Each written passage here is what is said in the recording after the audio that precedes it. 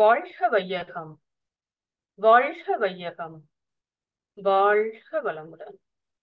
குருப்புகள் வாழ்க, குருவே துணை.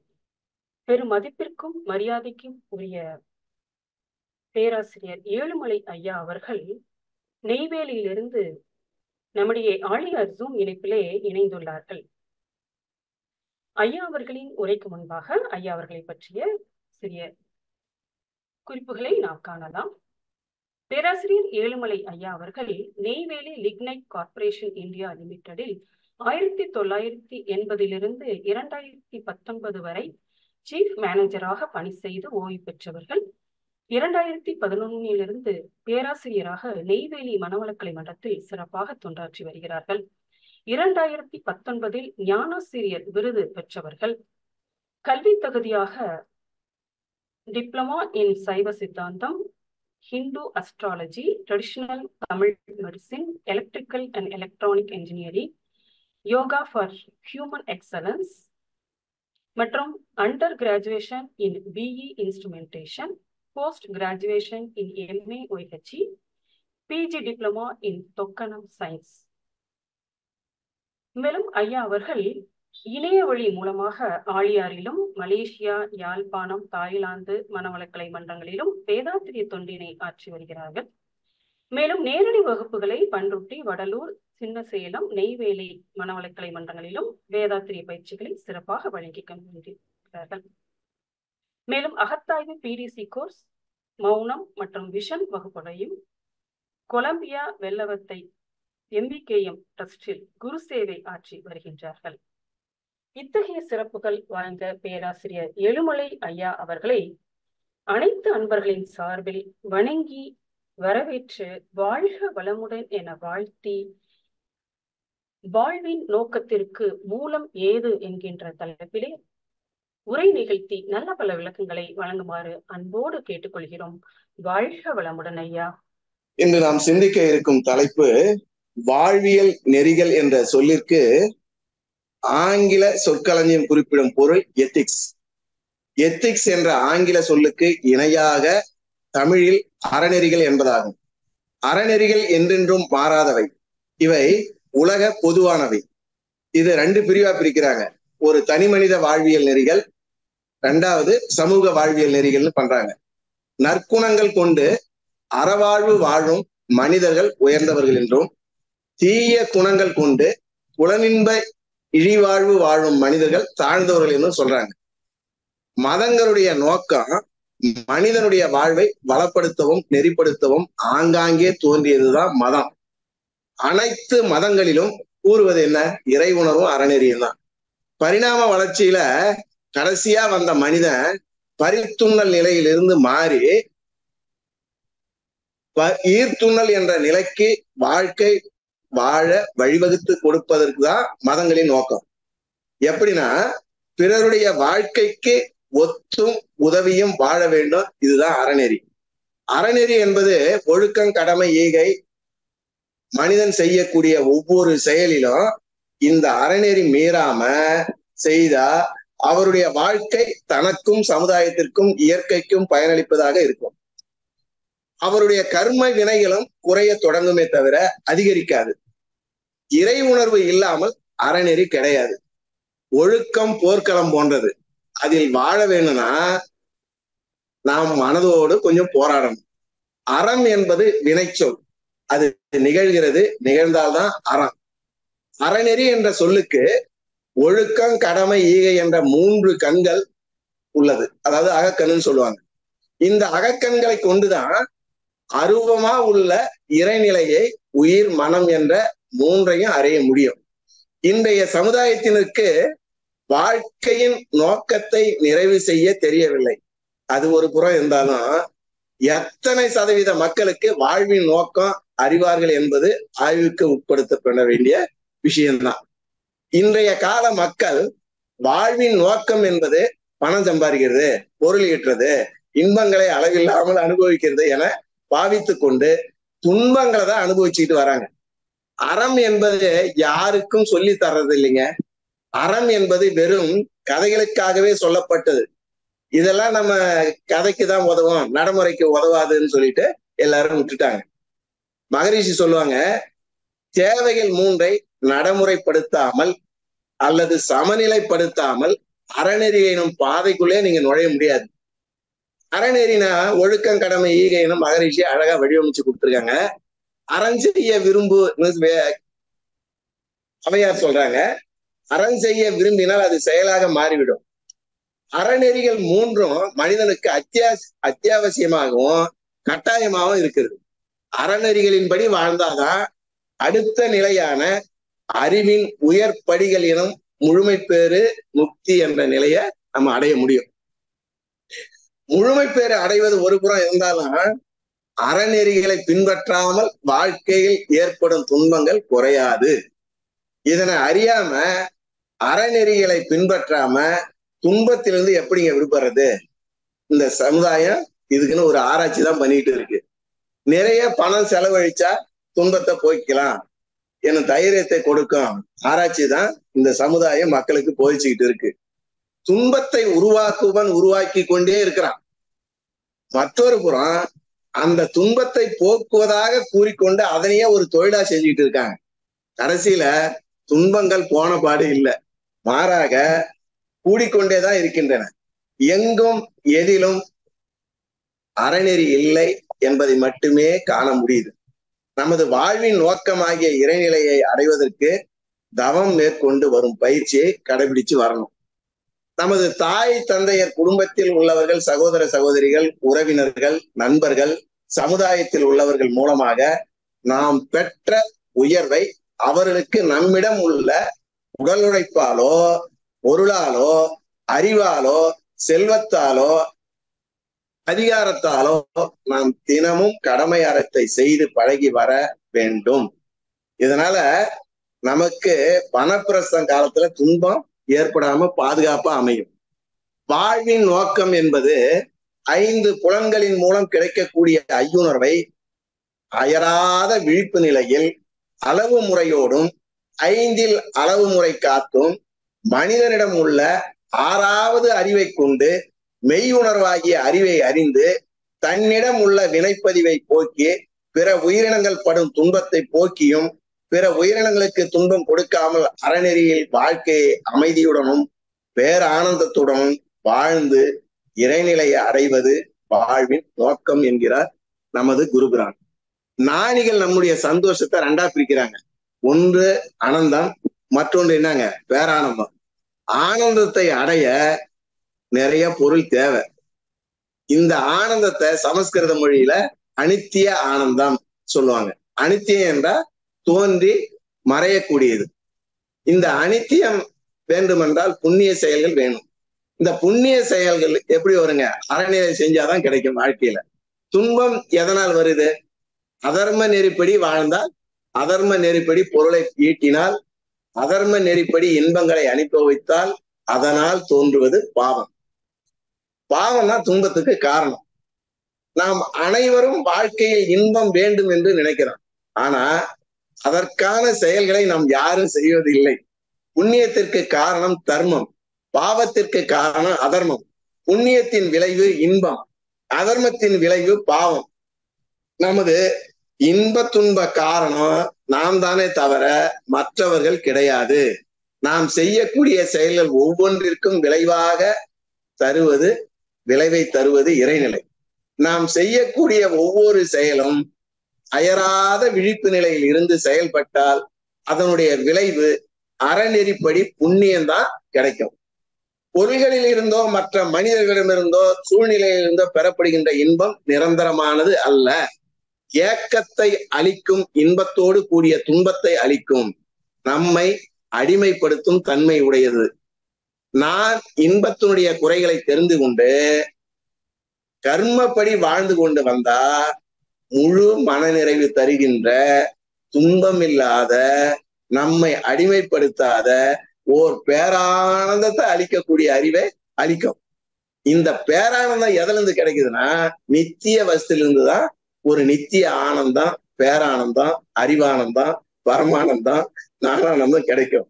அந்த நித்திய வஸ்து எதுனா இறைவன், இறைநிலை, இறைஞானம் என்ற உணர்வு. அந்த நித்தியானந்தத்தை அடைய நான் எங்கே செல்லணும்? அந்த நித்திய ஆனந்தம் உன்னுள்ளே இருக்கிறது. அந்த நித்திய ஆனந்தமே நீதான். நான் யார், இறைவன் யார், என்னுடைய நோக்கம் என்ன என்ற அறிவு தான் ஆன்மீக அறிவு. ஆன்மீகம் என்பத சமஸ்கிருதத்துல ஆன்மீக சம்பந்தின்னு சொல்லுவாங்க. நான் அழிகிற உடலா, மாறுகின்ற மனமா, இந்த உடலையும் மனதையும் இயக்குகின்ற ஆன்மா ஆன்மா ஆன்மாதான். நித்தியானந்த சுகத்தை அடைய வேணும்னா ஒரு குரு சிஷ்ய தொடர்பு வேணும். ஒரு சிஷ்யன் குரு கிட்ட கேக்குறான், குருவே, நான் நாணத்துல உறுதி பெற்ற அடைஞ்சு இறை உணர்வை பெற வழி சொல்லுங்களேன்றாரு. அதற்கு குரு சொல்றாரு, உன்னிடம் நாமத்தில் உறுதி பெறும் மட்டும் போதாது, பகுத்தறிவும் வேத சக்தியும் வேணும்னு சொல்றாரு. பகுத்தறிவும் வேத சக்தியும் எப்படி பெறுதுன்னு சிஷ்யன் குரு கிட்ட கேக்குறான். அதுக்கு குரு சொல்றாரு, அந்த விவேகம் மூடப்பட்டிருக்கிறது உனக்கு. சிந்திக்க ஆற்றல், பகுத்தறிவும் ஆற்றல் மிகவும் குறைவா இருக்குது. அதுக்கு 2 தடை இருக்குது. அந்த தடை தான் என்னன்னு சிஷ்யன் கேக்குறாரு. அதற்கு குரு சொல்றாரு, முதல் தடை உன்னுடைய மனம். இதனை சமஸ்கிருதத்துல மலன்னு சொல்லுவாங்க. துர்க்க குணங்களான 6 தீய குணங்களினால் மனம் அழுக்கடைந்து உள்ளது. அந்த அழுக்கடைந்த மனம் பகுத்தறிவு மூடி வச்சிருக்கிறது. மன அழுக்குகள் நீங்க உன்னுடைய வாழ்க்கைய அறநெறியில் வாழ்ந்து உன்னுடைய கடமைய கர்ம யோகமாக மாற்றி செய்யக்கூடிய மனப்பக்குவம் அடைந்து நல்ல உயர்ந்த குணங்களை அடைந்து தொடர்ந்து அறநெறி வாழ்க்கையில் வாழ்ந்து கடமையை கர்மயோகமாக செய்து வர வர உயர்ந்த குணங்கள் மேலோங்கி மனத்தின் அழுக்குகள் நீங்கும் அப்படின்னு சொல்றாரு. அப்ப 2வது தடை என்னன்னு கேக்குறான். அலைபாய்ந்து கொண்டிருக்கும் மனம், அலைபாய்ந்து கொண்டிருக்கும் மனதை நிலையாக்க ஒரே வழி தவம். மன அழுக்குகள் குறைய குறையதான் தியானம் சித்தியாகும். தியானம் செய்வதும் மனதை தூய்மை செய்வதும் இணையா நடக்கணும். பிறகு உணரல பேரு அடையணும். தியாகமும் சேவையும் தான் ஆன்மீக சாதனை. இறைவனை வழிபடுவதற்கு தகுதி அற வாழ்க்கை. யார் ஒருவர் என்னை நம்பி என்னிடத்திலே சரணடைந்து என்னையே கதி என்று வேண்டுபவர்களுக்கு நான் அவர்கள் வேண்டுவதை கொடுக்கிறேன்னு பகவான் பகவத்கீதையில சொல்றாங்க. வேதத்தை வகுத்த ஞானிகள் வேதத்தை 2ஆ பிரிக்கிறாங்க. ஒண்ணு கர்ம காண்டம், அதாவது ஆனந்தத்தை தருவது. 2வது ஞான காண்டம், பேரானந்தத்தை தருவது. மகரிஷி கூறும் சிந்தனையிலே மிக உயர்ந்தது 2 தாங்க. ஒன்று இறை உணர்வு சார்ந்த சிந்தனை, மற்றொன்று அறநெறி சார்ந்த சிந்தனை. இறை உணர்வு சார்ந்த சிந்தனை என்பது இயற்கையின் செயல்பாடு, இயற்கையின் விதி, இயற்கையை பற்றிய அறிவை தெரிஞ்சுக்கிறது. அறநெறி சார்ந்த சிந்தனை என்பது இயற்கையின் தத்துவங்களை தெரிந்து கொண்டு அதன்படி வாழ்வில் அறநெறியை கடைபிடித்து வாழ்வது. இது 2ம் சேர்ந்ததுதான் வாழ்வை நடத்தணும். ஒன்றை விட்டு மற்றொன்றை சிறப்பாக செயல்படுத்த முடியாது. இன்று உலகில நிலவும் பெரும்பாலான துன்பங்களுக்கு காரணம் இயற்கையின் நீதியை பற்றி தெரியாதுதான். இதனால உலகில் உள்ள மக்கள் அற வாழ்க்கையில் வாழல. அதனால்தான் மனித சமுதாயத்துல இவ்வளவு சிக்கலையும் துன்பங்களையும் ஒவ்வொருத்தரும் அனுபவிச்சுட்டு வரோம். நம்ம உடல்ல நோய் வந்தா, வாழ்க்கையில சிக்கல் வந்தாலும் நம்ம யாருகிட்ட செல்றோம்?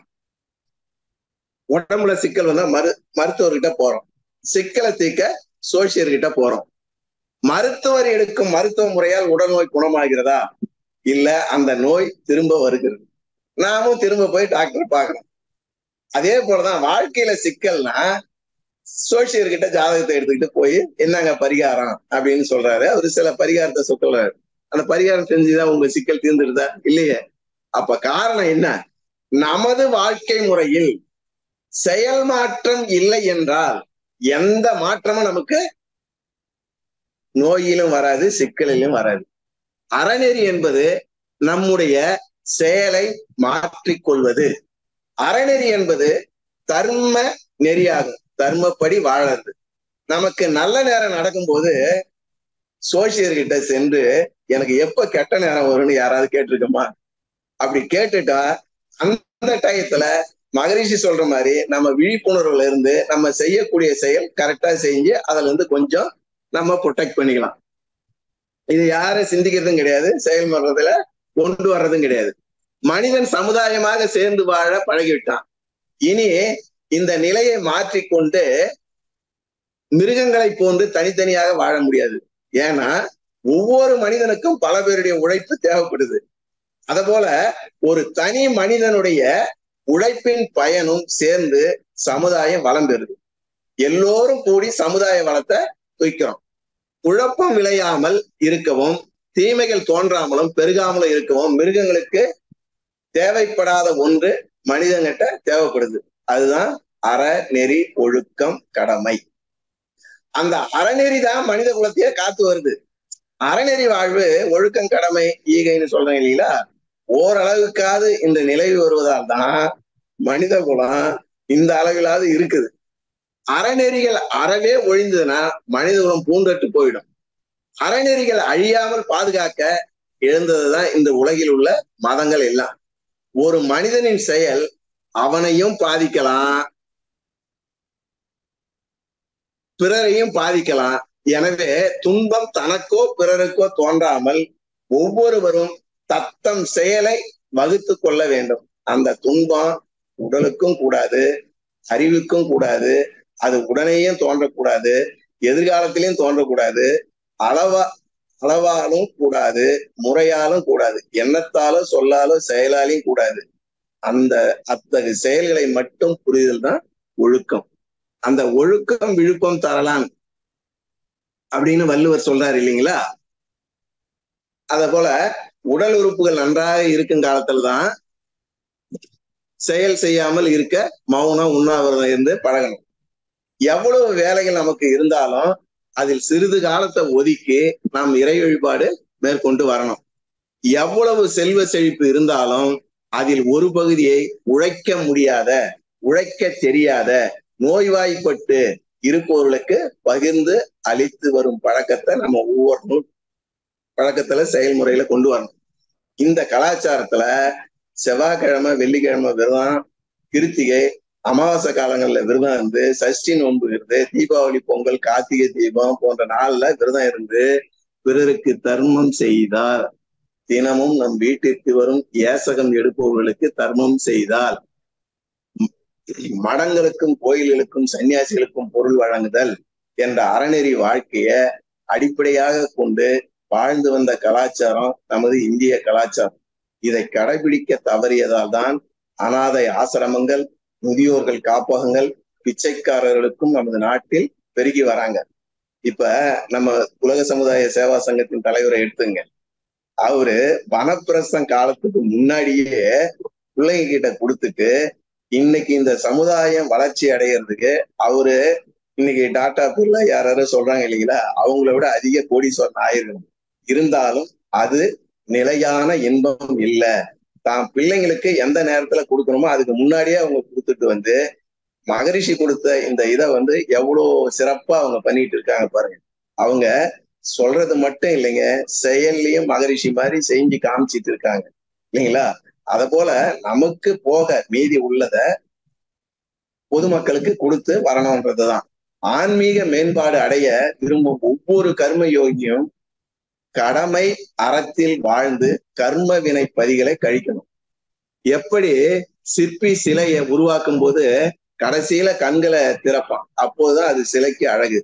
அதுபோல ஒவ்வொரு மனிதனும் வாழும் காலத்தில் அற வாழ்க்கை வாழ்ந்து தன் நிலையை உணர்ந்தும் விளைவறிந்த விழிப்போடு தனக்கும் பிறருக்கும் துன்பம் வராமல் காத்தும் தனக்கும் பிறருக்கும் நன்மை தரும் செயலின் விளைவாக இறைநிலையை உணரும் வழியே சிறந்த இறை உணர்வு. இறைவனானவன் துன்பம் தரலாமான்னு நம்ம கேள்வி கேட்கலாம். ஆனா உண்மையிலேயே அது துன்பம் இல்லைங்க, நாம் உணர்வதற்காக, உணர்ந்து திருந்துவதற்காக வந்த ஒரு வாகனம். அந்த துன்பம் எனப்படுவது ஒரு தடவை வர ஏற்படக்கூடியதை வைத்துக் கொண்டு மீண்டும் அந்த துன்பம் வராத காத்து கொள்ளக்கூடியது நம்முடைய செயல்தான்.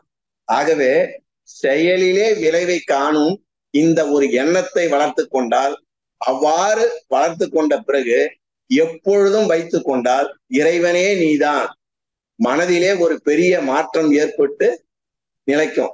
இறைநிலையை விட்டு நாம் மாறுவதே இல்லை. ஏனென்றால் எப்பொழுது ஏதாவது செயலை செய்து கொண்டேதான் இருக்கிறோம். அந்த செயலிலே விளைவை தருவது இறைவன். கருணை இறைவனுடைய வரம் என்பதிலே ஒரு எடுத்துக்காட்டு என்பதை உணர்கிறோமோ, அப்பொழுது நாம் இறைநிலையை எப்பவும் மறக்காம இருக்கலாம். அதே நேரத்துல நாம செய்யற செயல் மூலமா பிறருக்கு நன்மை தான் வர வேணும், தீமை வரக்கூடாது. இந்த சமுதாயம் நமக்கு ஒவ்வொரு நாளும் எத்தனையோ பொருட்களை கொடுத்து நம்மை வாழ வைத்துக் கொண்டிருக்கிறது. இந்த சமுதாயத்திற்கு எந்த வகையிலும் யாருக்கும் நான் செய்வது துன்பமாக இருக்கக்கூடாது, இந்த 2 நோக்கத்தோடு செயலை செய்து வந்தா தொடக்கத்துல கொஞ்சம் சிரமமா தான் இருக்கும். பழக பழக எளிமையா செய்ய இயலும் என்ற அளவிலே வரும். அப்படி வந்து விட்டதுன்னா இறை உணர்வு வந்துவிடும், அற உணர்வும் வந்துடும். செயல் புரிபவன் மனிதன், செயல்களின் விளைவாக வெளிப்படுவது இறைநிலை ஆகும்.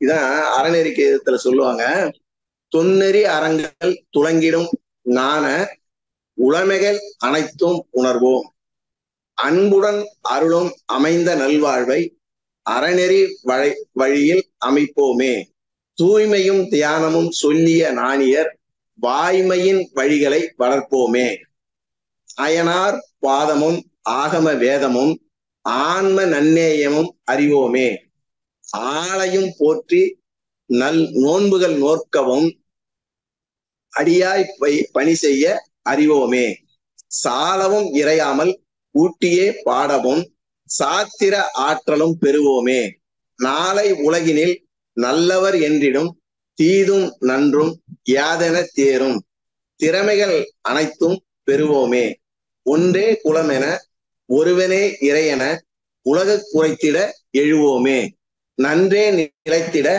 நன்மை புரிந்திட ஆவதே எம் பணி, அனைவரும் உணர்ந்திடும் வகையினில் உழைத்திட அத்தான் திருவடி நித்தம் பணிந்து நாம் தொன்னேறி அறங்கள் துவங்கிடும் நாண உண்மைகள் அனைத்தும் உணர்த்துவோமே, உண்மைகள் அனைத்தும் உணர்த்துவோமே, நாண உண்மைகள் அனைத்தும் உணர்த்துவோமே. இன்று உலக சமுதாய சங்கத்தின் மூலமாக அரும்பாடுபட்டு கொண்டு பல்கலைக்கழகமா இருக்கட்டும், பள்ளிகளா இருக்கட்டும் கொண்டு சென்று இருக்காங்க.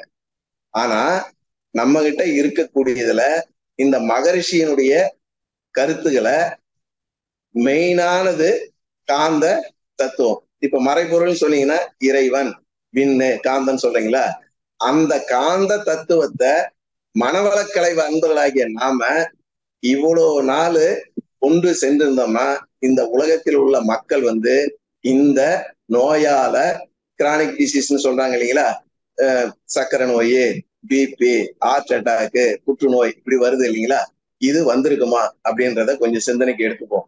இந்த காந்த தத்துவத்தையும் செயல் விளைவு தத்துவத்தையும் மக்களுக்கு நாம் எடுத்து சென்றால் இந்த பஞ்ச பூதங்களின் உறுப்புகளாகிய நம்ம மண்ணீரல், கல்லீரல், இருதயம், நுரையீரல், கிட்னி, இதனுடைய சார்ந்த உறுப்புகளுக்கும் நம்ம எப்பொழுதும் மகரிஷி கொடுத்தது என்னங்க, உடற்பயிற்சி இல்லைங்களா. அந்த உடற்பயிற்சியை தினம் தினம் நீங்க செய்து வந்தீங்கன்னா உடல் நலமாக இருக்கும் பொழுது அப்பொழுதுதான் நீங்க சிந்திக்கவே ஆரம்பிக்க முடியும். அந்த சிந்தனையில நீங்க உட்கார ஆரம்பிக்கும் போது மகரிஷி கொடுத்த மன அலைச்சூழல் குறையறதுக்கு அந்த 9 தவங்களை நம்ம சிறப்பா செய்து இந்த மனவளக்கலை அன்பர்களாகிய நாம மருத்துவமனைக்கு செல்லாம இருந்தோம்னா, நீங்க போய் ஒரு பல்கலைக்கழகத்திற்கோ பள்ளிகளுக்கோ நீங்க இந்த தத்துவத்தை விளக்கும் பொழுது உங்களை நம்ம மனவளக்கலை அன்பர்கள் அனைவரையும் பார்க்கும் பொழுது இந்த வயசுல எப்படி இளமையா இருக்கீங்க என்ற கேள்வி வருது இல்லைங்களா. அதே போன்று நீங்களும் வரணும்ன்றதுதான் மகரிஷி கண்ட கனவு. அது சென்று அடையிறதுக்கு நம்ம கிட்ட கொஞ்சம் தாமதம் இருக்கு. முடிந்த அளவுக்கு பல்கலைக்கழகமா இருக்கட்டும், பள்ளிகளா இருக்கட்டும், எப்படியெல்லாம் கொண்டு போய் செல்லணும், ராப்பகலா நமது அரங்காவலர்களும் உலக சமுதாய சேவா சங்கத்தின் தலைவர்களும் பண்றாங்க. அவங்களுக்கு பேரலா நம்மால முடிந்த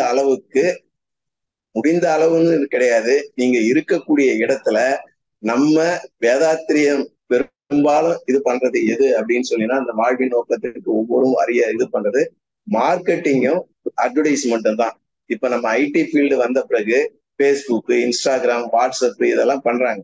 இருந்தாலும் நம்ம இருக்கக்கூடிய இடங்கள்ல, நம்ம இருக்கக்கூடிய இடங்கள்ல இந்த வேதாத்திரிய கல்வியை ஒவ்வொருத்தரும் நம்ம பண்ணோம்னா, இன்னைக்கு மகரிஷி சொன்னாங்க இல்லைங்களா, எல்லா பூட்டை எடுத்துடலாம், இரும்பு மிச்சமாகும்னு. அது போல மருத்துவமனைகளும் மூடுறதுக்கு நம்ம சொல்றது இல்ல. உலக அமைதிக்கு ஒவ்வொருத்தவங்களும் நல்ல அமைதியுடன் வாழ்வதற்கு நம்மால் முடிந்த அளவிற்கு, மகான் கண்ட கனவை அவர் 150 வருஷம் ஆகுன்னு சொன்னார் இல்லைங்களா, அதுக்கு முன்னாடியே நம்ம ஒவ்வொருத்தவங்களும் நம்ம உலக சமுதாய சேவா சங்கத்தின் தலைவரை பாருங்க, எந்த நேரமும் இந்த கல்வியை கொண்டு போய் மக்களுக்கு சேரணும்ன்றதுக்கு நம்ம உலக சமுதாய சேவா சங்கத்தின் அவரோட பேர்ல போகக்கூடிய அத்தனை அரங்காவலர்களும் பொறுப்பாளர்களும் எப்படி பாடுபடுறாங்களோ, அதே போல இந்த இணைப்புல இணைந்திருக்கிற மக்கள் நம்மால முடிந்ததை அவங்களோட சேர்ந்து செயல் புரியறதுக்கும், இந்த காந்த தத்துவ கல்வி மட்டும் உலக மக்களுக்கு போயிடுதுன்னா அவங்க வாழ்வின் நோக்கமாகிய இறைநிலையை அடைவதற்கு நம்ம ஒவ்வொருத்தரும் ஒத்துழைப்போம், உறுதி எடுப்போம். வாழ்க வையகம், வாழ்க வையகம், வாழ்க வளமுடன். நம்முடைய கேள்விகளுக்கு சிறப்பாக பதிலளிக்க இருக்கிறார்கள். கேள்வி கேட்க விரும்பும் அன்பர்கள் தங்களுடைய கைபேசியை தாங்களே அன்மியூட் செய்து கொண்டு கேள்விகளை மட்டும் சுருக்கமாக கேட்கும் போது அனைவருக்கும் அது பயனுள்ள முறையில் அமையும் என்பதை அன்போடு தெரிவித்துக் கொள்கிறோம். தற்போது முதலாவது அன்பராக அங்கேற்கண்ணி அம்மா அவர்களை அன்போடு அழைக்கின்றோம். அம்மா அன்மியூட் பண்ணிட்டு பேசலாங்கம்மா. அம்மா வாழ்க வளமுடன் அம்மா. வாழ்க வளமுடன் அம்மா. ஐயா வாழ்க வளமுடன். வாழ்க வளமுடன் அம்மா, சொல்லுங்க ஐயா. இன்னைக்கு நல்லா இருந்தது ஐயா உங்களோட உரை. ஆனா ஐயா வேகமா முடிஞ்சிருச்சு. இன்னும் கொஞ்சம் மன்றத்துக்கு அழைச்சிட்டு போற மாதிரி இருந்தா வரமாட்டேங்கிறாயா ஐயா, சொல்றத கேக்குறாங்க. நீங்க சொல்லக்கூடிய கருத்துகள் இருக்கு இல்லைங்களா? ஆமாங்க ஐயா, நல்லாவே பேசுவீங்க. நான் நிறைய ஸ்பீச் கேட்டிருக்கேன் உங்க இது இல்லைங்களா. உங்க ஸ்பீச்ல நீங்க ஒரு மனவளக்கலை அன்பர்களுக்கு பேச ஆரம்பிச்சுட்டாங்கன்னா எல்லாருமே நான் ஸ்டாப் தான். மடியில கணம் இருந்தாலும் ஐயா நான் அவங்க இல்ல ஐயா, நான் சரிங்க சரிங்க. நம்ம பேச ஆரம்பிச்சாலே நம்ம மடியில கணம் இருந்தாதான் வழியில பயம் இல்லைங்களா. நீங்க பேசும்பொழுது அதான் நான் சொல்றேன் 360 டிகிரி. இந்த ஒயிட் ஷர்ட் போட்ட நம்ம யூனிஃபார்ம் போட்டாலே 360 டிகிரியில இருக்கிறவங்க உங்களை பார்த்துக்கிட்டு இருக்காங்க இல்லைங்களா. நீங்க மருத்துவமனைக்கு செல்லாம இருக்கீங்களா, நீங்க குடும்பத்துல நட்பு நலத்தோட இருக்கீங்களா, உறவு கிட்ட நட்பு நலத்தோட இருக்கீங்களா அப்படின்றத உங்களை சுத்தி பார்த்துக்கிட்டு இருக்காங்க. உங்க டிசிப்ளின் தான் இந்த வேதாத்திரியத்தை கொண்டு போறதுக்கு பேஸ் இல்லைங்களா. நான் வடிவேலு சொல்ற மாதிரி அது வேற வாய் இது வேற வாயின்னு மன்றத்துக்கு போக மட்டும் ஐயா அம்மான்னு சொல்றது, வெளியே வந்தா வேற விதமா பேசுறது, நம்மளுடைய கேரக்டர் மாறினா யாராவது வருவாங்களா மன்றத்துக்கு இல்லைங்களா. சுய ஒழுக்கம் ஐயா சொல்லி கொடுத்த தற்சோதனை, மௌனம். நீங்க தேஜஸா இருக்கீங்களா, உங்க சொல்லுக்கு மத்தவங்க கட்டுப்படுறாங்களா. இப்படி எப்படி விவேகானந்தர் இது மாதிரி கையை கட்டிட்டு இருக்கும் பொழுது 12 கிலோமீட்டருக்கு எல்லா விலங்கினமும் படுத்துருந்துன்னு சொல்றாங்க இல்லைங்களா. உங்ககிட்ட நீங்க பயிற்சி செய்து ஜீவகாந்தம் அதிகரிக்க உங்க உடல்ல இருந்து 6 டிஸ்டன்ஸ் அதிகமாச்சுன்னா நீங்க சொல்லக்கூடிய சொல்லுக்கு கட்டுப்படுவாங்க. அத பண்ணீங்கன்னா வர்றதுக்கு வாய்ப்புகள் இருக்கு. யாருமே சொன்னா இன்னைக்கே வந்துட மாட்டாங்கம்மா. இன்னைக்கு சொன்னா 3 வருஷம் கழிச்சுதான் வருவாங்க, 2 வருஷம் கழிச்சு வருவாங்க. ஆனா நீங்க நான் ஸ்டாப்பா நாம சொல்ல வேண்டிய கருத்துக்களை நீங்க சொல்லிக்கிட்டு இருப்போம். அவங்களுக்கு நம்ம வாழ்க்கை நம்மளுடைய இது ரோல் மாடலா இருக்கணும். அது மாதிரி இருந்ததுன்னா ஐயா இந்த வயசுலயே நல்லா தேஜஸா இருக்காங்களே, நல்லா அம்மா நல்லா பேசுறாங்களே, நல்லா நடக்கிறாங்களா, அவங்க மெடிக்கலுக்கே போனது இல்லையான்றது ஒரு பிளஸ் பாயிண்ட் தானே. இதனுடைய face communication best communication ladies மூலியமா தான் அதிகமா வேதாத்திரியத்துக்கு மக்கள் வராங்க. இது நம்ம அருளரங்கத்திலேயே நம்ம பார்த்திருக்கலாம் இல்லைங்களா. ஆண்களை விட பெண்கள் தான் அதிகமா இருப்பாங்க இல்லைங்களா. பெண்கள் கிட்ட நீங்க தான் கம்யூனிகேஷன் நம்பர் 1. நீங்க பேசிட்டே இருங்க, அவங்க கேக்குறாங்க கேட்கலன்றது இல்ல, நீங்க அவங்க சொல்லக்கூடிய கருத்தை வேதாத்திரிய கருத்தோட சேர்த்து சொல்லும்போது அவங்க கேட்கறது கொஞ்சம் நல்லா இருக்கும். சரிங்க ஐயா. வாழ்க வளமுடன். ரொம்ப சிறப்பு ஐயா. வாழ்க வளமுடன். நன்றி ஐயா. அம்மா நன்றி. நன்றிங்க அம்மா. வாழ்க வளமுடன். வாழ்க வளமுடன். நன்றி அம்மா, நன்றி. அன்பர்கள் கேள்வி கேட்கலாம் ஐயாவிடம். இன்றைய தலைப்பு சார்ந்த கேள்விகளை அன்பர்கள் கேட்டு தெளிவு பெறலாம். வாழ்க வளமுடன். ஐயா, நீங்க அம்மா சொன்ன மாதிரி இன்னும் கொஞ்சம் அதிக நேரம் நீங்க உரை நிகழ்த்துவீங்கன்னு தான் நாங்களும் எதிர்பார்த்தோம் ஐயா. இன்னைக்கு கொஞ்சம் சீக்கிரமா முடிந்த மாதிரிதான் இருந்தது. ஆமாங்க, கொஞ்சம் நேரம் கூட பேசி அன்னைக்கு ஒரு நாள் நான் 1.5 மணி நேரம் எடுத்துக்கிட்டேன் நான். அப்புறம் வீரப்பன் ஐயா சொன்னாங்க, ஐயா 40ல இருந்து 45 நிமிஷத்துக்குள்ள பண்ணுங்கய்யா, அவங்களுக்கு நிறைய ஷெட்யூல் இருக்குன்னாங்க. ஆமா, நீங்க 1/2 மணி நேரத்துல முடிச்சிட்டீங்க. 40 நிமிஷம் 45 இன்னும் ஒரு 20 நிமிஷம் பேசிருக்கலாம் தாராளமா. சரி சரி ஐயா, நானே கேள்வி கேக்குறேங்க ஐயா. கேளுங்க, நமக்குள்ளே பேசிக்கலாம்.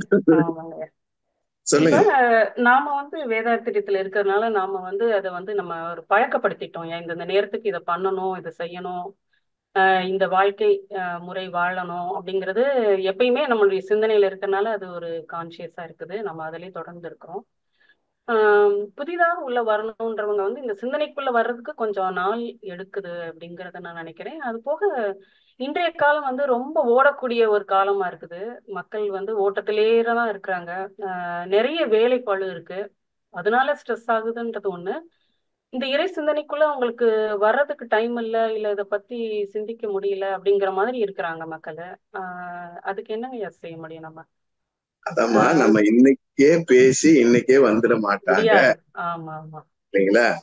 இப்ப நானே டவுன்ஷிப்ல இருந்துட்டு இங்க நான் மைனா பாரடைஸ்ன்னு சொல்லிட்டு ஒரு அபார்ட்மெண்ட்டுக்கு வந்திருக்கேன். 87 குடும்பம். அந்த பிள்ளைங்களுக்கு வரும்பொழுது சரி வாங்க பயிற்சி செய்யுங்க, எளிமுறை உடற்பயிற்சி ஒண்ணா அவங்க என்ன இன்ட்ரெஸ்ட் இருக்காங்களோ அதை செய்யறாங்க. சரி வாங்க காய்களுக்கும் மன்றத்துக்கு வாங்க அப்படின்னு சொல்லும்போது, இல்லைங்கய்யா அவங்க படிக்கணுங்கய்யா, டியூஷனுக்கு போகணுங்கய்யா, +2ங்கய்யா அப்படின்னு 10ங்கய்யான்னு சொல்றாங்க. இருந்தாலும் வாழ்க வளமுடன் எல்லாரும் சொல்ற அளவுக்கு ஒரு ஒரு ஒரு ஒரு ஒரு முயற்சி தானே வந்திருக்காங்க. ஐயா இந்த வயசுல இவ்வளவு தெளிவா இருக்காங்க, இப்ப மெடிக்கலா இல்ல நல்லா இருக்காங்க அப்படின்னா நாமளும் அது மாதிரி செய்யணும், நாங்க வரங்கய்யா அப்படின்னு சொல்ற அளவுக்கு வந்திருக்காங்க. இன்னைக்கு நாம சொன்னோம்னா இன்னைக்கே வந்துட மாட்டாங்கம்மா எந்த இடத்துலயுமே.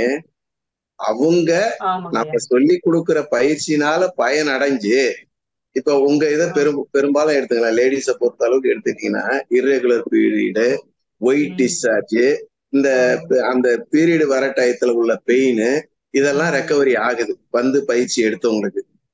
அத நீங்க சொல்லும் பொழுது மத்தவங்களுக்கு சொல்லும் பொழுது இது பெரிய இஷ்யூ இல்லைங்களா?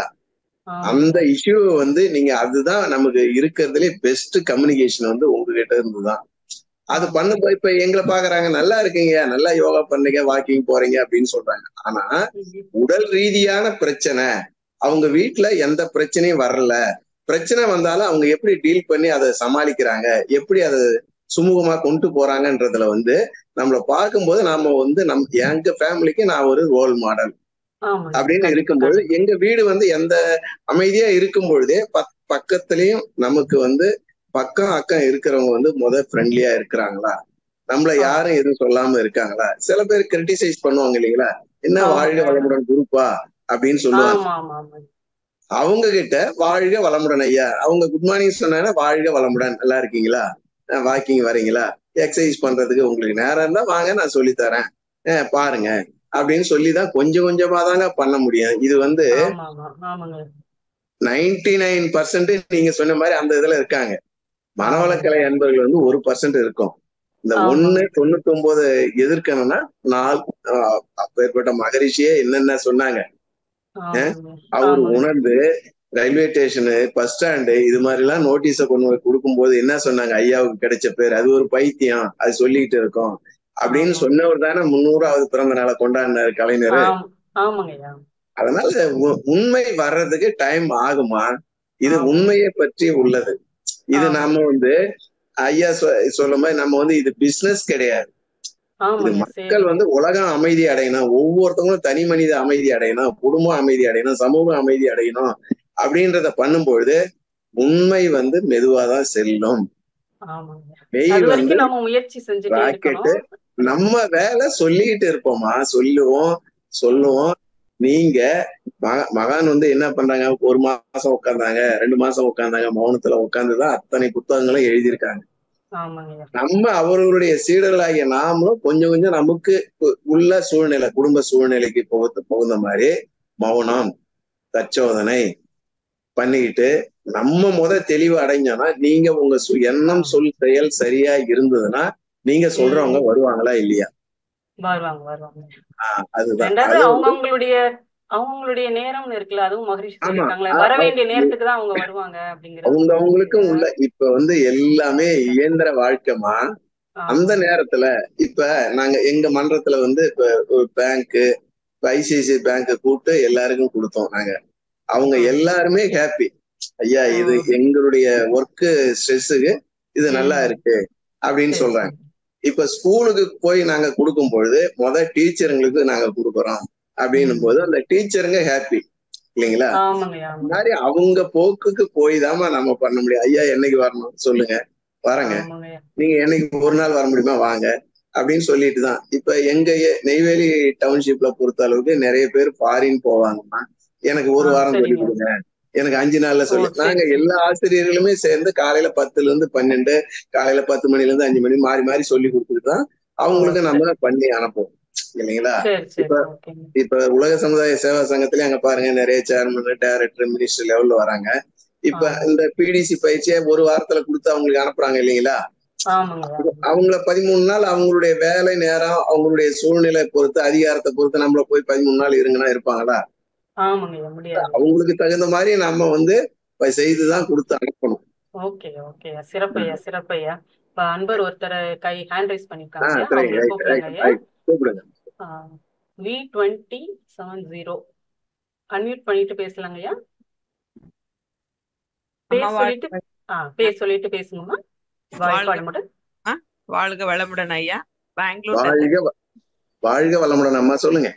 பெங்களூர்ல இருந்து கவிதாங்க ஐயா. இப்ப நீங்க சொன்னபடிதான் வாட்டி சொன்னா அது அவ்வளவு சீக்கிரம் நடக்காது. இப்ப ரீசெண்டா என்னோட தம்பி பையன் கொஞ்சம் உடம்பு முடியல. அவன் 8th ஸ்டாண்டர்ட் இருந்தும் இம்மெச்சூர்டா தான் இருக்கான். அவனுக்கு நான் சொல்றேன், அவங்க ஆவடியில இருக்காங்க, நான் பெங்களூர்ல. நான் இங்கிருந்து அவங்களுக்கு ஆவடியில மன்றம் சர்ச் பண்ணி அங்க இருக்கு, அங்க போங்கோ. அவன்னா அங்கெல்லாம் போய் உக்கார மாட்டாங்கக்கா அப்படின்னு சொல்றாங்க. ஆனா திருச்செந்தூருக்கு போனாங்கோ, திருக்கடியூருக்கு போனாங்கோ, எத்தனை கோயிலு போய் சுத்தி மொட்டை போட்டு வராங்க. அங்க போயிட்டு ஒரு நாள், ஒரு சாட்டர்டே, ஒரு சண்டே, ஒரு ½ டைம் ஸ்பெண்ட் பண்ண முடியலைங்க ஐயா. நீங்க சொல்றது உண்மைதான். இல்லம்மா, அதான் இப்ப கிராமத்துல சொல்லுவாங்கல்ல, தரித்திரம் தந்தியில போனா நல்ல நேரம் தபால்ல போகணும். உண்மைகள் செல்றது அது வந்து நம்ம வந்து கொஞ்சம் கொஞ்சமா சொல்லிக்கிட்டே இருப்போம். அவங்களுக்கு எறும்பு ஊற கல்லும் தேயுன்ற மாதிரி கொஞ்சம் அங்க போய் பாருங்களேன், அங்க எப்படி செய்யறாங்கன்னு பாருங்களேன், அங்க போய் இருக்க உங்க மாதிரி ஸ்டூடெண்ட் கிட்ட கேளுங்களேன், இல்ல கேட்டு பாருங்க எப்படி பண்றாங்க அப்படின்றத வந்து இப்படிதான் கொண்டு போக முடியும், வேற வழி இல்ல. இல்லைன்னா இப்ப பாருங்க, இப்ப ஒரு ஒரு ஒரு மார்க்கெட்டிங் அட்வர்டைஸ்மெண்ட் வந்து ஒரு சாதாரண ஒரு எண்ணெய்க்கு என்ன மாதிரி எத்தனை கோடி செலவு பண்ணி பண்றாங்க ஒரு ப்ராடக்ட் சேல்ஸ் ஆகும். அத போல நம்ம வந்து அந்த அளவுக்கு பண்றதுக்கு நம்ம எல்லா வந்து ஐயா சொல்லுவாங்க இல்லைங்களா, பொருளாதாரம் இல்லாம இன்னைக்கு சாதாரண ஒரு நல்ல உயர்ந்த நடிகரையோ யாரு பப்ளிசிட்டியான நடிகரை கொடுத்து ஒரு விளம்பரம் சொல்றேன்னா எத்தனை கோடி கேட்பாங்க, எத்தனை லட்சம் கேட்பாங்க இல்லைங்களா? அதனால அது மாதிரிதான் விளம்பரத்தை தான் எல்லாருமே பாக்குறாங்களே தவிர உண்மையே இல்லை. விளம்பரத்தை பார்த்து போயிட்டு அவங்க ரெக்கவரி ஆனாங்களா, அவங்க உடற்கூறா மன ரீதியா இருக்காங்களா அப்படின்றது போய் தான் பாக்கணும். அந்த வாழ்வியலுக்கு தகுந்த மாதிரி நாமளும் மாத்திட்டு தான் கூட போய் தான் ஆகணும், வேற வழி இல்லை. எனக்கு இன்னொரு கேள்வி. எனக்கு கொஞ்சம் மௌனம் எப்படி? நானு ஒரு நாளெல்லாம் மௌனம் பேசாம இருக்குங்க ஐயா. ப்ரீவியஸ் டே வீட்டுல சொல்லிடுவேன் நாளைக்கு மௌனம் இருக்கேன்னு. நான் பாட்டுக்கு என் வீட்டு வேலை செய்வேன். 11 o'clock ஜூம் வருவேன். அதுக்கப்புறம் கொஞ்ச நேரம் என்னையே நான் தச்சோதனை பண்ணிப்பேன். பட் ப்ராப்பரா மௌனம் எப்படி இருக்கணும்னு கொஞ்சம் சொல்லி கொடுங்க ஐயா. மௌனம் அப்படின்றது வந்து வாய் பேச்சு அல்ல அப்படின்னு மகிழ்ச்சியே பாடல்ல கொடுத்துருக்காரு இல்லைங்களா? நீங்க உட்கார்ந்து தியானம் பண்ணுங்க. தியானம் பண்ணும்போது மகரிஷி கொடுத்த ஆக்கினையிலேயே வந்து வெளியே போற மனம் அங்க நிக்குதா இல்லைங்களா? ஆக்கினையில அப்ப ஆக்கினையில அந்த அந்த உயிர்ல வந்து துரியத்துல உயிர்ல ஒடுங்கும் பொழுது அப்ப உங்களுக்கு நல்லது எது கெட்டது எது, இது பேசலாமா இது பேசக்கூடாதா அப்படின்ற அந்த ஒரு தெளிவு வருது இல்லைங்களா. அப்ப இருந்து நம்ம கிட்ட எத்தனை ஜெனரேஷனா நாம வந்திருக்கோம், அந்த ஜெனரேஷன்ல இருந்து கிடைச்சதெல்லாம் ஸ்டோர் ஆகிருக்கும். அப்ப பகவான் சொல்ற மாதிரி நீங்க சாட்சி பாவனையா இருந்து அந்த எண்ணங்கள் வரும்பொழுது நீங்க அது கூடயே போகாம நம்ம உட்கார்ந்துருப்போம். அப்பதான் சொந்தக்காரங்க வருவாங்க, போஸ்ட்மேன் வருவான், கொரியர் வருவான் இல்லைங்களா.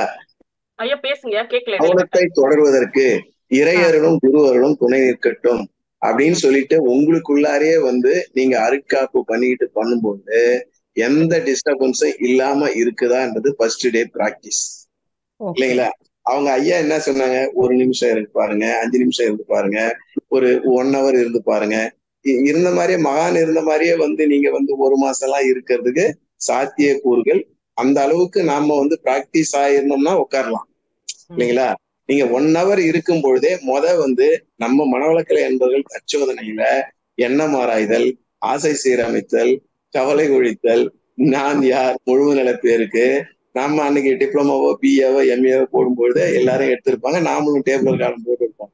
அதுபடி நம்ம ஒரு க்ஷணமும் எனக்கு ஏற்படுற இந்த பிரச்சனைக்கு என்ன காரணம்னு சொல்லிட்டு ஒரு க்ஷணமும் நீங்க இன்ட்ராஸ்பெக்ஷன் பண்ணீங்கன்னா நீங்க தெளிவாகலாம் இல்லையா. நீங்க அதுல எண்ணம் வரும் பொழுது அது வரட்டும், வருவது வந்துகிட்டே இருக்கட்டும், அது உங்களுக்கு உகந்ததா இருந்தா எடுங்க, இல்லைன்னா விடுங்க அப்படின்னு இருந்து நீங்க தான் கொஞ்சம் கொஞ்சமா தான் அதுல மௌனத்துல மேற்கொண்டு போகணும். நன்றிங்க ஐயா, நன்றி. அம்மா வாழ்க வளமுடன் அம்மா. தேங்க்ஸ். வாழ்க வளமுடன் அம்மா. நன்றி அம்மா. வாழ்க வளமுடன் ஐயா. வாழ்க வளமுடன். நானே கேள்வி கேட்கறேங்கய்யா. அன்பர்கள் கேளுங்கம்மா. அதை இன்னொருத்தவங்க யாரையும் ரைஸ் பண்ணிருக்காங்க பாருமா. லட்சுமணன் காந்தி மதியா இல்ல. ஆமாங்கய்யா, 2 பேர் இப்ப ஹேண்ட் ரைஸ் பண்ணிருக்காங்க. வாழ்க வளமுடன். லட்சுமணன் காந்தி மதி அம்மா. அம்மா வாழ்க வளமுடன்மா. வாழ்க வளமுடன் ஐயா. வாழ்க வளமுடன் ஐயா. வாழ்க வளமுடன். சொல்லுங்க ஐயா. வாழ்க வளமுடன். உரை என்னால கேட்க முடியல, இப்பதான் வந்தாங்க ஐயா. ஐயா, இப்ப குடும்பத்துல நம்ம ஏதோ ஒரு விஷயங்கள் எடுத்து பண்றாங்க செய்யறாங்க, நம்ம அந்த நேரத்துல நிதானம் இல்லாம, அதாவது நம்மளுக்கு தெரியுது இல்லைன்னா தெரியாம கூட அந்த சூழல்ல நிதானம் இல்லாம கோவப்பட்டுருக்கோம், இல்ல அடுத்தவங்கனாலே நம்மளுக்கு கோபங்கள் ஏற்பட்டுருக்கு. இப்ப என்னடா அது, நம்ம கொஞ்சம் நிதானிச்சு நம்ம பேசியிருக்கலாமோ அப்படின்ற மாதிரி அந்த நிகழ்ச்சி நடந்த பிறகுதான் அந்த விஷயங்களை நம்ம ஆராயணும் இல்லையா. அதுக்கு முன்னாடியே அதை தடுக்கிறதுக்கு அந்த ஒரு நீங்க சொல்ற மாதிரி அந்த ஒரு கணம் எப்படி அதாங்க ஐயா. நீங்க நம்ம ஆரம்ப பயிற்சியாளர்கள் நீங்க ஆகினில நிலைத்து நீடித்து ஆகினில இருக்கும் பொழுதே அந்த வெளியே போற மனம் உள்ள நீங்க புருவ மத்தியிலேயே அடங்கும் பொழுது விழிப்புணர்வு அவேர்னஸ் வரும் இல்லைங்களா. அந்த அவேர்னஸ் வர்றது உங்களுக்கு என்ன கை கொடுக்குது, அந்த விழிப்புணர்வு வரும்போது எண்ணம் சொல் செயலில் எப்பொழுதும் கவனமா இருக்கிறது. ஒவ்வொரு க்ஷணத்திலையும் என்னுடைய எண்ணத்தாலோ என்னுடைய சொல்லாலோ என்னுடைய செயலாலோ கம்முன்னு இருக்கும். இதே புத்தர் ஒரு பிரசங்கத்துக்கு போறாரு. புத்தர் என்ன பெரிய பிரசங்கம் பண்றாரு, அவரை நான் நிக்க வைக்கிறேன் அப்படின்னு சொல்லிட்டு அந்த ஊர்ல ஆப்போனன்ட் பார்ட்டி இருக்காங்க வீட்டுல இன்ன வார்த்தைன்னு இல்லாத ஒருத்தர் புத்தரை பார்த்து திட்டுறாரு. ஆனந்தன் கூட இருக்காரு புத்தர் கூட. அவரு பாட்டுக்கு திட்டுறாரு, எந்தவித ரியாக்ஷனும் புத்தர்கிட்ட இல்லை. மறுபடியும் அவர் போயிடுறாரு. மறுநாள் போறதுக்கு போறாரு. அந்த கேள்வி கேட்டவர் சொல்றாரு, நீங்க எதையாவது பேசுங்களேன், என்னை திட்டுங்களேன், அட்லீஸ்ட் என்னை அடிங்களேன் அப்படின்றாரு. அவர் சொல்றவருடைய கண்ணெல்லாம் துடிக்குது, கண்ணெல்லாம் செவந்து போச்சு அப்படின்றாரு. அவரு அதை பத்தி கவலையே படல. மறுநாள் அவரு குளக்கரைக்கு போய் குளிச்சுட்டு கரை ஏறுறாரு புத்தரு. அவரு நேத்து புத்தரை திட்டினவர் காலை பிடிச்சிக்கிட்டு, நான் தெரியாம நான் பேசிட்டேன், உங்களை என்னை மன்னிச்சிருங்கன்னு சொல்றாரு. நேத்து பேசிய நீயும் இல்ல, அதை கேட்ட நானும் இல்லை, அது அதோட முடிஞ்சு போச்சு, நீ பேசண்டியே நான் கேட்கலையே அப்படின்னு சொல்றாரு. இல்லைங்கய்யா என்னை மன்னிச்சிருங்க அப்படின்னு சொல்றாரு. இத கேட்டுக்கிட்டு இருந்த ஆனந்தன் சொல்றாரு, ஏங்க ஐயா இது மாதிரி அவர் எந்த பண்றாரு அப்படின்னு கேட்கும் பொழுது புத்தர் ஆனந்தன் கிட்ட சொல்றாரு, எதையுமே யார் எதை சொல்றாலும் உங்களுக்கு ஏற்புடையதா இருந்தா அதை உள்ள வாங்குங்க, ஏற்புடையது அல்ல அப்படின்னு சொன்னீங்கன்னா அதை நீங்க அக்செப்டே பண்ணாதீங்க. அக்செப்ட் பண்ணாதானே நீங்க ரியாக்ட் பண்ணணும், ரெஸ்பாண்ட் பண்ணாதானே ரியாக்ட் பண்ணணும். நீங்க அக்செப்ட் பண்ணாதான் ரெஸ்பாண்ட் பண்ணீங்கன்னா ரியாக்ட் பண்ணணும். அப்ப யார் எந்த சூழ்நிலையில எதை சொன்னாலும் நீங்களா இருங்க. நீங்க அட்லீஸ்ட் மனவளக்கலை அன்பர்கள் வந்து யாரும் பீட்டா நிலையில இருக்க மாட்டாங்க. 39.99 அந்த அளவுக்காவது நம்ம வந்துருக்கும். அப்ப ஆல்பா நிலையில இருக்கும் பொழுது பதிவுகள் எதுவும் உங்க ஜெனட்டிக் சென்டர்ல பதியாது. அவரு வந்து பீட்டா நிலையிலிருந்து பேசுறாரு, நீங்க ஆல்பா நிலையில இருந்து இப்ப சொல்றாங்க இல்லைங்களா, நீங்க ஆக்ஞ தீட்சை கொடுக்கும் போது நமக்கு என்னங்க குருபுரான் சொன்னாரு, இன்று முதல் நான் எந்த செயல் செய்தாலும் எந்த உணவை உட்கொண்டாலும் உருவ மத்தியிலேயே ஆக்ஞையிலேயே நினைவை வைத்து கொண்டு செய்வேன் அப்படின்னு தானே சொல்லியிருக்காங்க. அவரு எதை சொன்னாலும் நீங்க உங்க நிலையில இருக்கிறதுக்கு பிராக்டிஸ் பண்ணீங்கன்னா, ஐயோ நம்ம அது மாதிரி பேசியிருக்க கூடாதான்னு நீங்க சொன்னீங்க இல்லைங்களா, அந்த நிலைக்கே நீங்க போக மாட்டீங்க. வாழ்க வளமுடன். வாழ்க வளமுடன் ஐயா, மிக்க நன்றி. அம்மா நன்றிங்கம்மா, வாழ்க நன்றி. வளமுடன். நன்றி ஐயா, நன்றி ஐயா, வாழ்க வளமுடன்.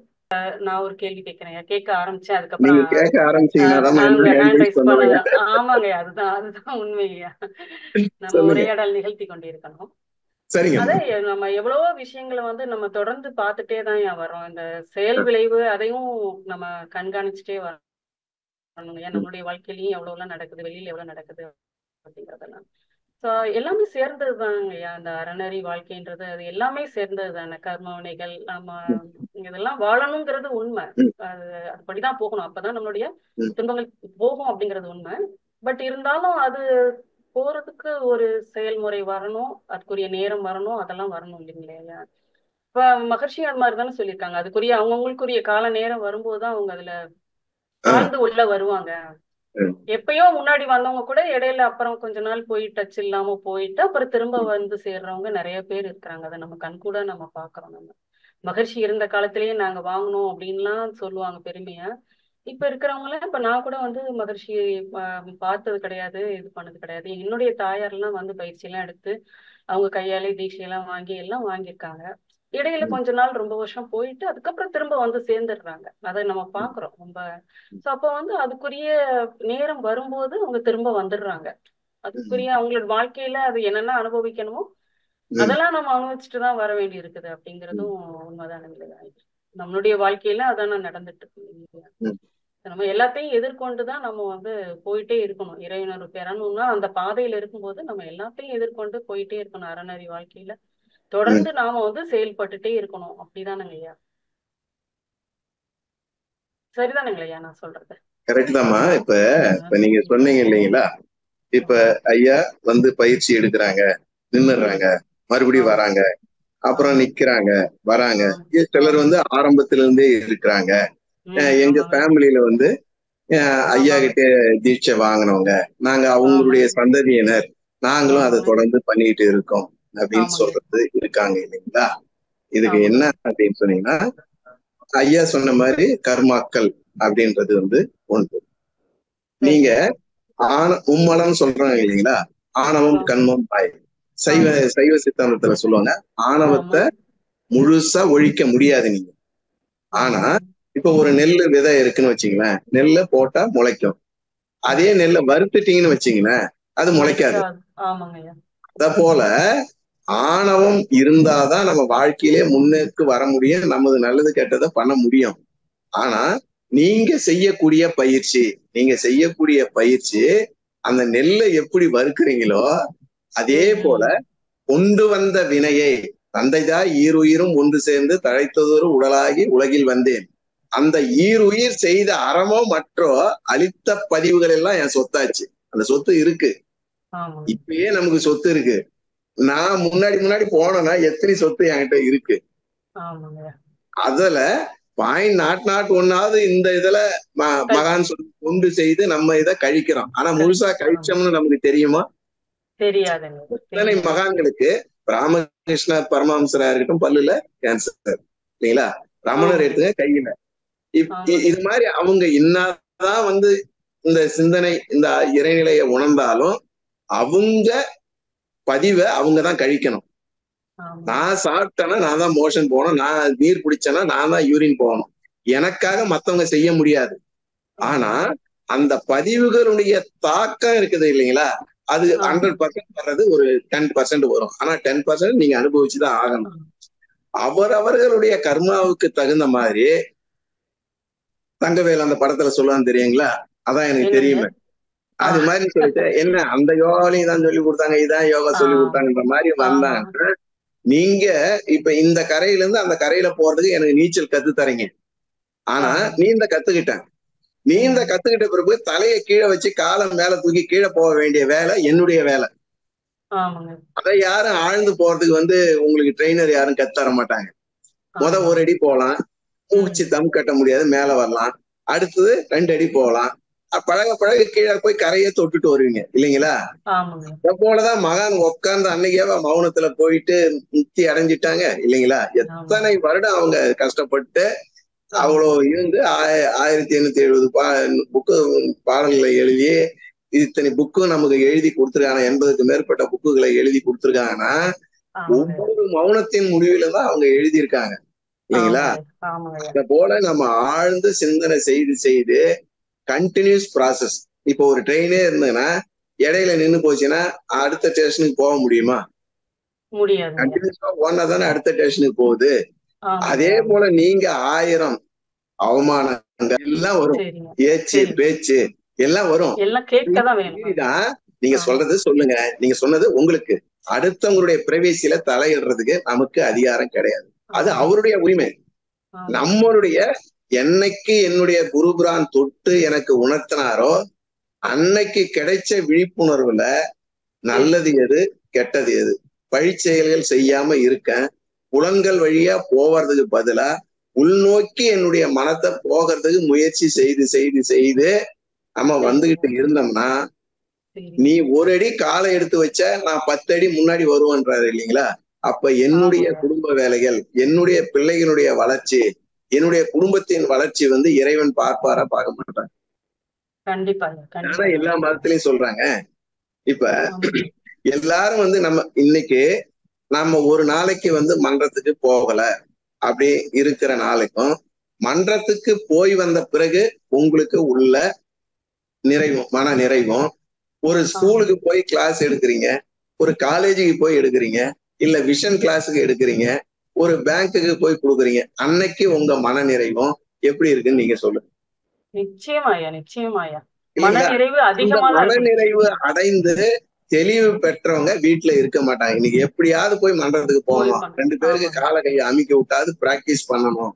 என்னுடைய நான் மகரிஷிக்காக செய்யலாமா, என்னுடைய போய் நம்ம செய்யறோம். மகரிஷிக்காக என்னது, உங்ககிட்ட உள்ள அருகுணத்தை என்கிட்ட கொடுத்துருப்பான்னு தான் மகான் கேட்டாருக்காரு. எந்த மகானும் இது மாதிரி கேட்டது இல்ல. நான் கொண்டு வந்த வினையை எனக்காக மகரிஷி கழிக்க முடியாது, நான் தான் கழிச்சாகணும். எப்படி, அதை தொண்டு செய்துதான் கழிக்கணும். அந்த தொண்டு செய்யறதுக்கு உங்களால உள்ள உடலோ பொருளோ அறிவோ அதிகாரமோ இதை கொண்டு நீங்க செய்யுங்கன்னு தானே மகரிஷி சொல்லியிருக்காங்க. அதுல எந்த நிலையில நம்ம இருக்கமோ, ஒன்னால ஒண்ணு கெடக்கூடாது, நாம ஒன்னால ஒண்ணு கெடக்கூடாதுன்றத பாருங்க. நான் மன்றத்துக்கு போறேன்னு சொல்லிட்டு வீட்டுல காய் வாங்கி கூடாது. ஒன்னால ஒண்ணு கெடக்கூடாதுன்றத அது எங்க ஒன்னாலும் நீங்க ஃபில்அப் பண்ணி பார்க்கலாம். அடுத்த வார்த்தையை பாருங்க, அளவு முறை மீறக்கூடாது. நான் எந்த நேரமும் போய் மன்றத்திலே உட்காந்துனா வீட்டை யார் பார்க்கறது, பசங்களை யார் பார்க்கறது? அந்த கோல்டன் வேர்டுமா மகரிஷி சொன்னது அது கோல்டன் வேர்டு. அதை உள்வாங்கி நீங்க சிந்தனை பண்ணணும். ஒரு கவியை எடுத்தாலே நம்ம 1 மணி நேரம் 3 மணி நேரம் கூட பேசலாம். அந்த ஒரு கவியை எடுத்து நீங்க பண்ணும் பொழுது ஏன் இந்த காந்த தத்துவம் போகல, உலகெங்கும் போய் பரவிச்சுன்னா, இன்னைக்கு உலகில உள்ள மக்கள் இன்னைக்கு கிரானிக் டிசீஸ்ன்னு சொல்லக்கூடிய நான் கம்யூனிகபிள் டிசீஸ்ன்னு சொல்லுவாங்க. பிரஷரோ சுகரோ ஹார்ட் அட்டாக், ஏன் அதை போக முடியல?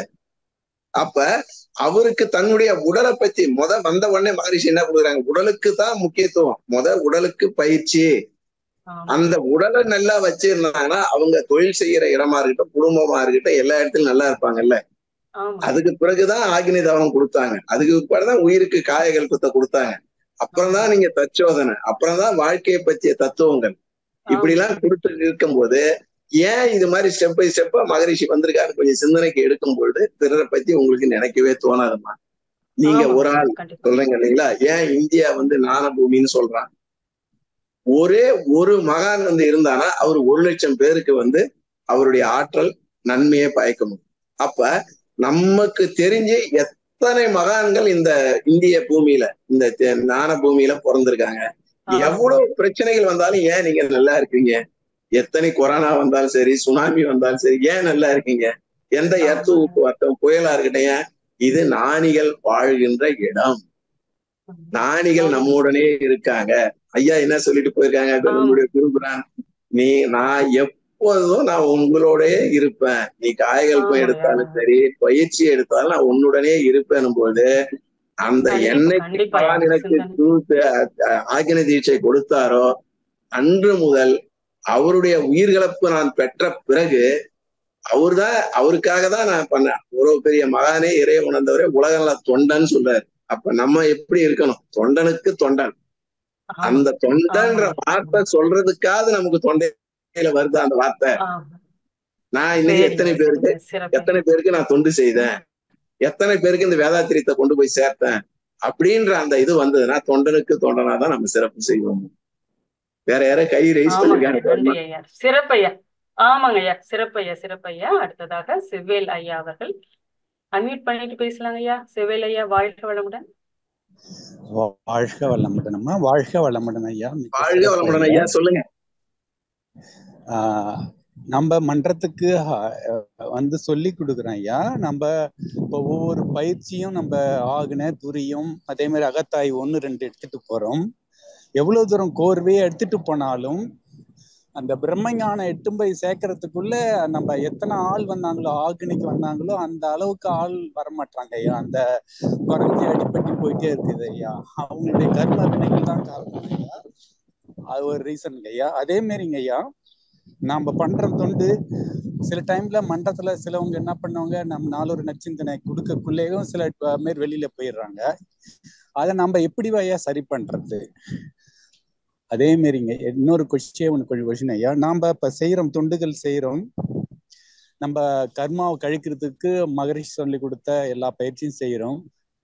நம்ம குழந்தைங்களுடைய ஃபியூச்சர் நல்லா இருக்குது, நம்ம என்னென்ன வழிகள் செஞ்சா நல்லா இருக்குங்க ஐயா? இன்னும் கேள்வி இருக்குங்களா? இல்லங்க ஐயா, இல்ல. இப்ப அம்மா கூட சொல்லும்போது சொன்னாங்க, நான் மகரிஷிகிட்டே எங்க அம்மா தீட்சை வாங்கினாங்க அப்படின்னு சொல்லும்போது இது மாதிரி வார்த்தைகள்லாம் எல்லா மன்றங்கள்லயும் வருவாங்க. நீங்க என்னங்க, நாங்கெல்லாம் மகரிஷிகிட்டே தீட்சை வாங்கணும், அவர்கிட்டயே நாங்க இன்ட்ராஸ்பெக்ஷன் பண்ணோம் அப்படின்னு சொல்றீங்க இல்லைங்களா? நான் அனைவர்கிட்டே கேட்ட கேள்விதான், ஏன் நீங்க மகரிஷி மாதிரி ஆகலன்னு. அவர்கிட்ட தானே வாங்கினீங்க. ஆமா. ஏன் நீங்க மகரிஷி மாதிரி ஆகல? பயிற்சி முயற்சி இல்ல. அப்ப முயற்சி இல்ல, தொடர்ச்சி இல்ல. அப்புறம் எதுக்கு அந்த வார்த்தை, அந்த மகான் கொடுத்த வாக்க, அந்த பயிற்சியை எதுக்கு கெடுத்த? அதுதான் நான் கேட்கறது இல்லைங்களா? நான் ஒவ்வொருத்தவங்க கூடயும் இருந்து, நான் சூக்குமா இருந்து நான் தான் கொடுக்கறேன் தீட்சை. யாரு? மகரிஷி. நான் கொடுக்கல, அவருடைய ஆற்றலை கொண்டு வந்துதான் நான் கொடுக்கறேன். அதான உண்மை. அப்படின்னு இருக்கும்போது நான் மகரிஷி கிட்ட வாங்கினா என்ன, மகரிஷி மூலமா வந்த ஆசிரியர்கிட்ட வாங்கினா என்ன? இல்லைங்களா? அத போல ஏன் மகரிஷி இப்ப இன்னைக்கு கேஜி சாமி ஐயா, இப்ப நிறைய அன்பர்கள் இப்ப இந்த இயக்கத்துல இருக்கலாம், வெளியே கூட போய் அவங்க தனியா கூட பண்ணிட்டு இருக்கலாம். அவங்க எல்லாம் பாத்தீங்கன்னா எந்த ஊர்ல ஐயா எடுக்கிறாங்களோ அந்த ஊருக்கு எல்லாம் போயிருக்காங்க. இப்ப ஆசை சீரமைத்தல் இன்னைக்கு ஆழியார்ல எடுக்கிறாரு, நாளைக்கு நெய்வேலியில எடுக்கிறாரு, அதுக்கு அடுத்து பொள்ளாச்சியில எடுக்கிறாருன்னா எல்லா ஊருக்குமே போயிருக்காங்க. அப்ப அவங்க எந்த அளவுக்கு மௌனத்துல மேன்மை அடைஞ்சு அவங்களுடைய கருமையின் தூய்மை அடையும் பொழுது அவங்களுடைய சொற்கள் அட்ராக்டிவ் ஆகுது இல்லைங்களா? ஆமா, கண்டிப்பா. அவங்க நோட்டை எடுத்துட்டு அவங்க எங்க எடுத்தாலும் ஓடினாங்க. ஆமா, இல்லைங்களா? அப்ப நீங்க பிடிசி எடுத்த ஒரு அன்பர் இன்ட்ராஸ்பெக்ஷன் 1, 2, 3க்கு வரல அப்படின்னா எங்க தொய்வு அடையுதுன்னு கொஞ்சம் சிந்தனைக்கு எடுத்துருங்க. புரியுதுங்களா? புரியுதுங்கய்யா. நீங்க எடுக்கக்கூடிய கல்வி இப்ப கூட பெருமாள் ஐயா, விவேகானந்த ஐயா, தங்கவேல் ஐயா எல்லாம் சொல்லுவாங்க, முதிய ஆசிரியர்களை, பேராசிரியர்களை, முதுநிலை பேராசிரியர் பிடிசி எடுக்க சொல்லுங்க. புரியுதுங்களா? புரியுதுங்க. இன்னைக்கு ஒரு காலேஜ்ல பிஹெச்டி பண்ணவன் வந்து ஃபர்ஸ்ட் செமஸ்டருக்கு எடுக்கிறான் ப்ரொஃபசர். நல்லா புரியுதுங்களா? நீங்க பேசு சரியா இருந்தா அவன் கேட்கிற கேள்விக்கு அடுத்த இன்ட்ராஸ்பெக்ஷன் போகும்போது வரக்கூடிய ஆசிரியர்களை போட்டீங்கன்னா அவன் கேட்கிற கேள்விக்கு தகுந்த மாதிரி அவன் படிக்க ஆரம்பிப்பான், உணர்ந்து வந்து சொல்லுவான். சரிதானுங்களா? கரெக்டுங்க. காரணம் எங்க இருக்குன்னு கொஞ்சம் சிந்தனைக்கு எடுத்துங்க, இல்லைங்களா? பொக்கிஷங்க ஐயா, நீங்க மனவளக்கலை 1, 2, 3 கையில இருந்தாலே போதுங்க ஐயா. மனவளக்கலை 1, 2, 3 இன்னைக்கு படிக்கும் போது எனக்கு ஒரு மீனிங் புரியும், நாளைக்கு படிக்கும் போது, நாளைக்கு படிக்கும் போது ஒரு மீனிங் இருக்கும். நீங்க அதுல ஒரு சப்ஜெக்ட், இப்ப ஐயா வந்து காயகல்பம் எடுப்பாரு அப்படின்னு சொன்னீங்கன்னா நீங்க அதுல ஸ்பெஷலிஸ்ட் ஆகுங்க. ரைட்டுங்களா? இன்னொருத்தர் வந்து என்ன ஆராய்தல் எடுப்பாருன்னா அது மாதிரி எடுங்க. நீங்க ஒரு சப்ஜெக்ட் எடுத்துக்கிட்டு அதுல தெளிவடைஞ்சி நீங்க சொல்லக்கூடிய சொற்கள் வந்து அவங்களுடைய மனசுல பதியிற மாதிரி இருக்கணுமே தவிர நேரத்துக்காக வேதாத்திரியத்தை எடுக்காதீங்க.